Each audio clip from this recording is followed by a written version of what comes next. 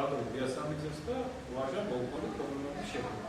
თუ არ ენდობიან მასადა ეკონომიკის სამინისტროს დაინტერესდა სამედიცინო ხარჯზე. მაგალითი მათ მოყვანილი უჩხიკის სკოლის წერა, დღემდე გაუცემელია მუშების ხელფასები.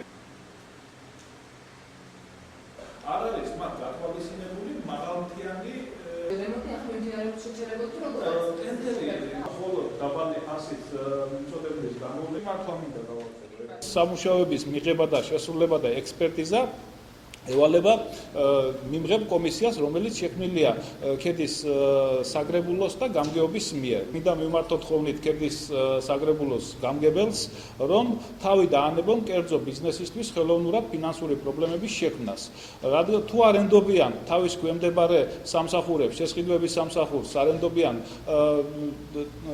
თავის მიერ შექმნილ მიმღებ კომისიას, კეთილი იქნებონ გააუქმონ ეს სამსახურები. ჩვენ მაგის გამოსაზრდელი ის არ გვაქვს ხელსაწყოები, რომ ფუნდამენტი როგორია ჩასმული. ეს არის მარტო დიდი შენობები რო გეთება, მაგალითად 15,000 რო იქეთ გადაახსება. იმიტომ ვაგეთებთ მაგას, რომ ხარისხიანად და კარგი შესრულებული იყოს და ის პასუხისმგებლობა იგრძნოს ყველაფრო, რასაც ვაგეთებთ.